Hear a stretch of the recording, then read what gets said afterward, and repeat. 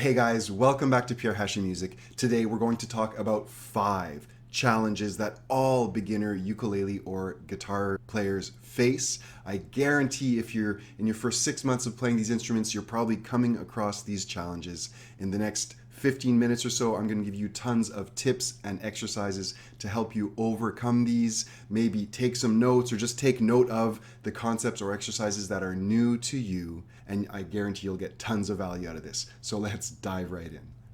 I have a lot to go over here, so I'm going to try and go fairly quickly. Stick around, stay with me. Here we go. Probably the most important thing that you can do to improve consistently and have fun at your instrument is practice regularly.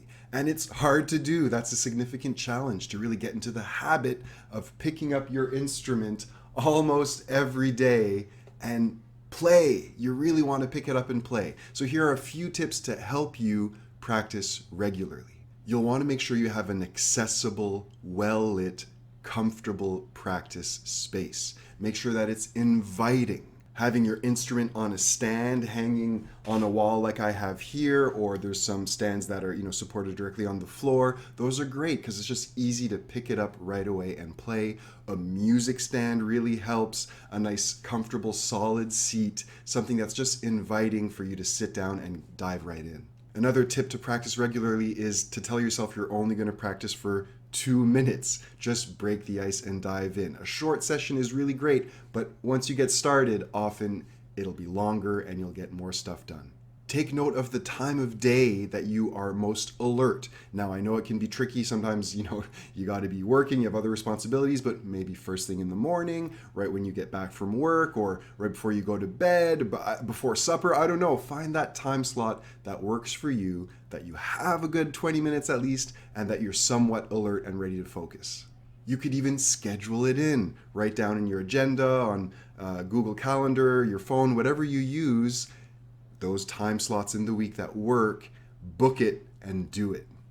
Having a plan to practice can also really help keep you motivated. If you write down a few notes of what you're going to work on this week, this song, that scale, this exercise, maybe some of the exercises in this video, it'll be motivating. You know what you're going to work on, and it'll help you kind of get started.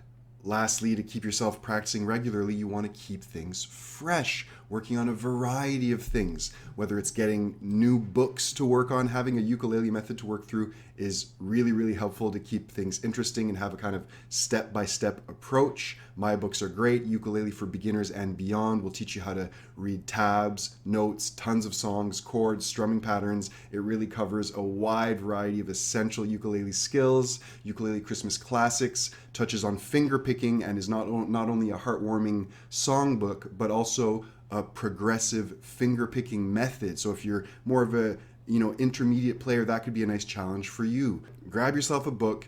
You want to be working on new chords. Scales are really great to practice. I recently made a video with 7 essential ukulele scales. If you don't know some scales, check that video out after this one and get to practicing some scales. Again, variety is key. You want to practice a ton of different things to keep it interesting and keep you motivated to get started and play. Rhythmic exercises like the ones I'm going to talk about in this video are also really interesting, challenging, and have you doing 2 things at once, so stay tuned for that. So this all ties into my second tip, or the second challenge that many of you are surely facing, is knowing what to practice. Just working on one song is okay, and that's a great place to start. But again, you want to be aware of some scales, some new chords to work on, working through a book, playing with a metronome, for example. I won't get too far into it right now, but again, there's a video down there called 5 New Ways to Practice. And if you apply these to your practice sessions, it'll really give you a sense of some new ways to approach your instrument.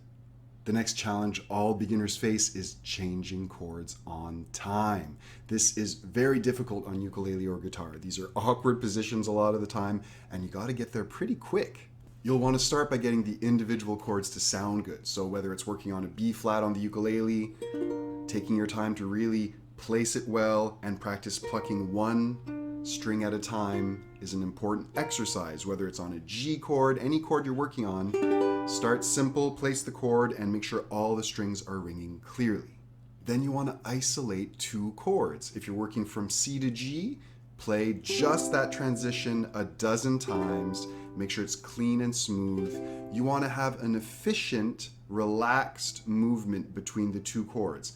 F to B flat, same thing. Go back and forth a dozen times and be aware of the movement in between. Make sure it's smooth and efficient.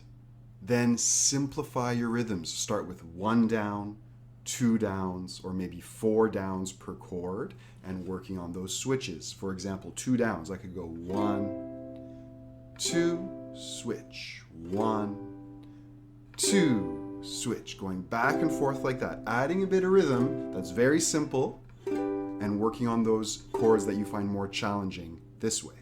Counting out loud can really help you keep things steady, and it's a good exercise to do 2 things at once. This will also kind of help you with singing. We'll touch on that later. But for example, if I do 1 strum per chord, but I count 1, 2, 3, 4, 1, 2, 3, 4, 1, and I switch on 4, that's a really great way to work on switching on time and keeping your movements, your transitions rhythmic. And always simplify. Take away the elements that are making it too complicated, that are tangly. Like if you have a tricky strumming pattern, work on a section of a song with just 1 strum, nice and slow, and get used to those transitions. 1 strum for the verse, many times in a row, and then do the chorus, just 1 strum, many times in a row. That'll really, really help you switch chords on time. Hey, if you're getting value from these tips, just take a second to give that thumbs up a musical tap. It really helps me out. Leave a comment with your favorite tip below, and subscribe for tons more beginner ukulele videos. Strumming and singing at the same time is a challenge all beginners face. It's hard to do 2 things at once, especially when you get into more complex strumming patterns. I'm going to outline some steps here that can really help you get stronger at this, make it more easy for you. And this is the kind of thing you got to be patient and work on it step by step. Start with easier songs. Here, let's dive in. Playing through your favorite songs with just 1 strum can really help you get started. Simplify the rhythm and sing along like that. Whether it's, Happy Birthday or Amazing Grace, doesn't really matter, but a nice simple song with 1 strum is a good place to start in terms of singing at the same time. Put that tricky rhythm aside. Next, you want to practice counting out loud with your chord transitions. So again, don't sing, but something like 1, 2, 3, 4, 1, 2, 3, 4, then strumming on 1 and 3. 1, 2, 3, 4, 1, 2, 3, 4, and lastly 4 strums. 1, 2, 3, 4, 1, 2, 3, 4.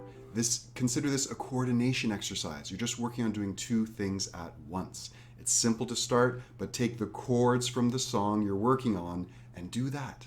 I mentioned Amazing Grace and Happy Birthday. Those are great songs to start, strumming and singing at the same time. They're in 3, and a nice exercise would be to do 3 strums per chord. For example, happy birthday to you. Happy birthday to you. Okay, 3 strums per chord.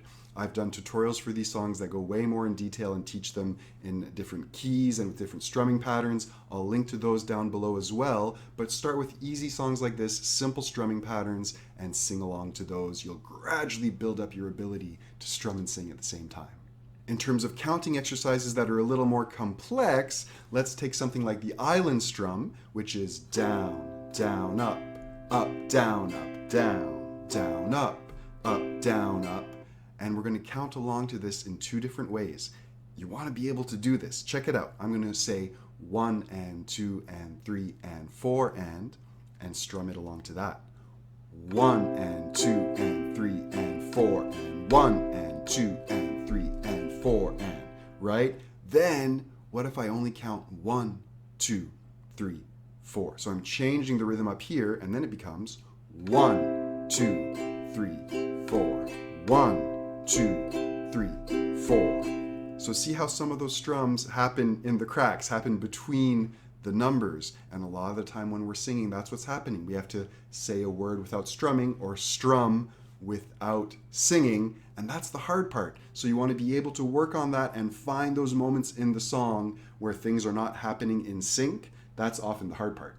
So work on those rhythmic exercises. Then whatever song you're having trouble with, listen to it again and again and again. Get it deep in your ears. You might think, oh, I already know it, I can sing it, but can you really sing it with perfect rhythm? Do you know the words by heart? And then you can try to sing along with the recording and really get to know it deeply. That will absolutely help you do two things at once, because you'll have to think less and less about one element and be able to focus a little more on the strumming. As you listen and break down this song, take note of where the words land. Where are those spots where it's between the cracks? Now, this is the kind of thing that a teacher can really help you with, and often that's one of the things I'm doing with my students, is helping them kind of line up strumming patterns with words. Oh, no, this word happens before the down. Oh, this one is right between those two ups, and those are the tricky parts. But if you can find them and isolate just one little chord, one strumming pattern with a syllable or two, that's a way to really figure it out and improve your singing as you strum. So slow down, break it down to one element at a time, make things as simple as possible, whether it's starting with one strum, a simple counting exercise, or working on one specific moment in that song where, the rhythm's a little tricky. Break it down, isolate, and work on it slowly and patiently. It'll come together. The last challenge I'm going to talk about today is bar chords. All beginners find bar chords difficult, as they should. It's tricky. So I'm going to give you a few tips here, a few exercises. And again, I'll link to some videos down below that could help a deep dive on B minor, that tricky B minor chord, and the B flat chord. So check those out after you watch this, along with my scale video. It'll give you tons of new things to work on. Bar chords are challenging. You want to have your thumb low in the back, a straight index that's close to the fret, leaning towards that fret, not this side here, but there, close to the metal bar on the side of the sound hole, and lean towards the fret a bit. Clamp hard to get a nice clean sound.